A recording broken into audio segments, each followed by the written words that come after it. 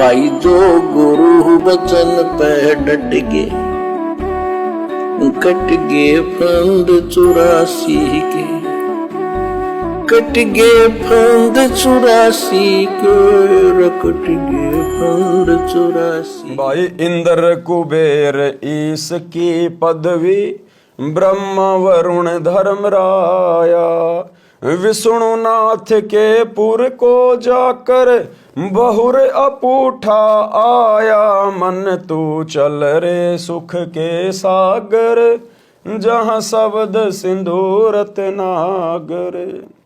सतगुरु जो सब कुछ जानने वाले होते हैं, अंतर्यामी होते हैं, जिनको इस आत्मा की, प्रत्येक आत्मा की, प्रत्येक जीवन की खबर होती है। ये आत्मा कितने जन्म मनुष्य के प्राप्त कर चुकी है, कितने जन्म 84 लाख योनियों में प्राप्त कर चुकी है, कितनी बार ये देवता बन चुका है। सतगुरु के पास प्रत्येक आत्मा के प्रत्येक जीवन का अकाउंट होता है। तो सतगुरु क्या कह रहे हैं कि बिना सतगुरु की सतभक्ति के, और जब से तू परमात्मा से बिछुड़ के सतलोक से इस काल के जाल में फंसकर यहां आया है, इस मृत लोक में, कहते तू कितनी बार क्या क्या बन लिया। इंद्र कुबेर ईश की पदवी, ब्रह्मा वरुण धर्मराया। तो देवताओं का राजा इंद्र भी बन चुका है कई बार, उसके बाद भी तू 84 लाख योनियों में गया, तूने कष्ट उठाए। कुबेर तू धन का देवता भी बन चुका है, तू ईश यानी ब्रह्मा विष्णु महेश की पदवी भी प्राप्त कर चुका है। और विष्णुनाथ के पुरकू जाकर बहुर अपूठा आया, और तू श्री विष्णु जी के लोक में जाकर उसके वहां पर नौकर बनकर, गण बनकर तू वहां भी सारे सुख भोग चुका है। लेकिन जैसे ही तेरी वो भक्ति कमाई जो तू इस पृथ्वी पर मनुष्य शरीर में करता है, जैसी भी वो, जैसे ही तेरे वो पुण्य समाप्त होते हैं, तुझे वहां से नीचे पटक दिया जाता है। क्योंकि वो तो होटल है, ये जो स्वर्ग है, इंद्र की पदवी है, ब्रह्मा विष्णु महेश की पदवी है, ये तो होटल है, होटल। और होटल में आदमी को उसी समय तक रखा जाता है जब तक उसकी जेब में धन होता है। अगर उसको और रहना है तो उसको पैसे जमा कराने पड़ेंगे, पैसे नहीं होते हैं तो उसको होटल से बाहर कर दिया जाता है। इसी प्रकार ये जो ऊपर के लोग हैं, स्वर्ग, महास्वर्ग, देवताओं की ये पदवी, जब तक हमारे पास में मनुष्य जन्म में अर्जित की गई भक्ति की कमाई होती है, दान धर्म का जो पुण्य है वो होता है, तब तक ही हमारे को उन लोकों में रखा जाता है। हमारे को देवी देवता बना दिया जाता है, वहाँ छोटे मोटे कोई नौकर बना दिए जाते हैं।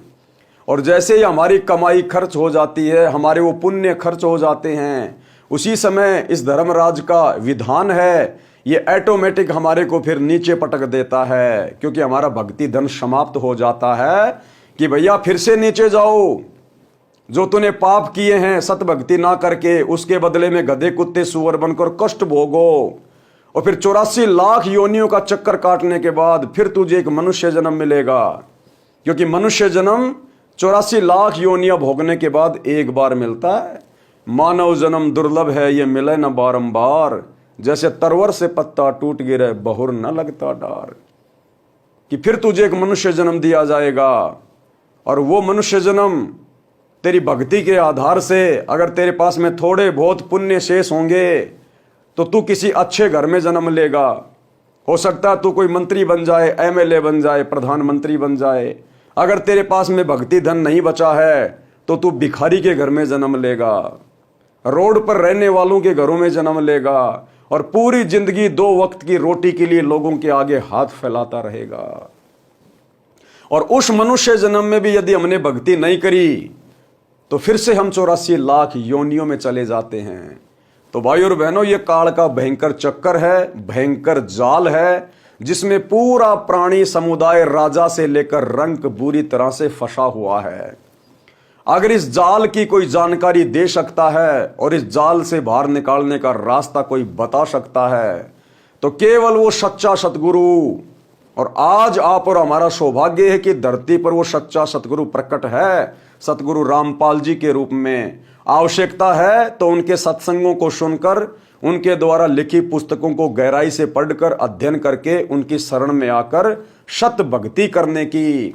उसके बाद आप देखिएगा किस प्रकार से सतगुरु आपका ये लोक भी सुखी करेगा, और परलोक तो फिर सतगुरु की सत भक्ति से उनका विधान है सुखमय होगा ही होगा। जो गुरु बचन पे डट गे, कट गे फंद 84 के, कट गे फंद 84 के, कट गे फंद 84 के।